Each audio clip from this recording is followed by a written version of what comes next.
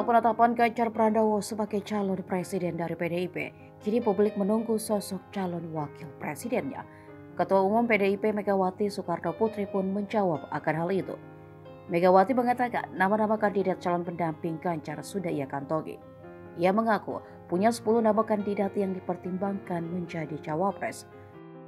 Namun Ketua Umum PDIP tersebut enggan menyebutkan namanya satu persatu dan baginya masih terlalu banyak nama tersebut.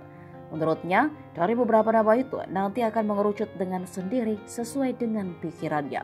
Untuk itulah Presiden RI ke-5 itu mengatakan agar publik sabar menunggu. Ganjar sebelumnya mengaku cocok dengan Sandiaga Uno yang kini pindah ke Partai Persatuan Pembangunan atau P3. Usai Sandiaga Uno pindah P3, memutuskan mengusung Ganjar Pranowo sebagai calon presiden.